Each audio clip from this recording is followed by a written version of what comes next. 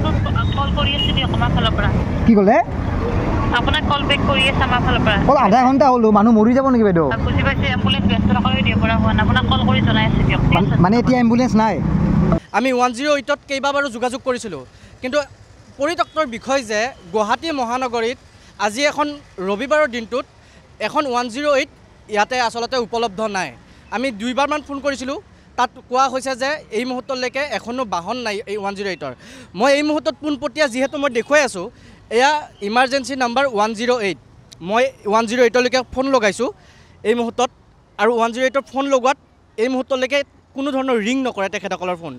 উপলব্ধ নহয় এয়া হ'ল 108 গুৱাহাটী মহানগৰীত যদি আজি কোনো লোকে যদি এই ধৰণে ৰাস্তাত যদি আপুনি মই যদি বাগৰি পৰোঁ যদি এখন এম্বুলেন্সৰ সহায় বিচাৰোঁ 108ৰ ইমাৰ্জেঞ্চি সেৱা আৰু তাত এই ধৰণে হয় মই এই মুহূৰ্তত প্ৰায় 10 ছেকেণ্ড উকলি গ'ল কিন্তু এই মুহূৰ্তলৈকে 108ৰ নম্বৰটোৰ অকণমানো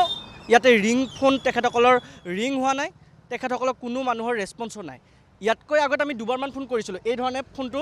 লাগি থাকে কিন্তু কোনো ধৰণৰ উত্তৰ নাই এয়া হ'ল 108ৰ সেৱা গুৱাহাটী মহানগৰীত 108ৰ ব্যৱস্থা কিন্তু তাৰ আগত এই দৃশ্যাংশটো দেখুৱাইছোঁ মই 108ৰ লগত এই দৃশ্যাংশটো দেখুৱাইছোঁ মহিলা এগৰাকী বাগৰি পৰি আছে ইয়াত কিন্তু এই ধৰণে ৰাজপথত সকলোৱে চাই থাকিব লগা হৈছে কাৰণ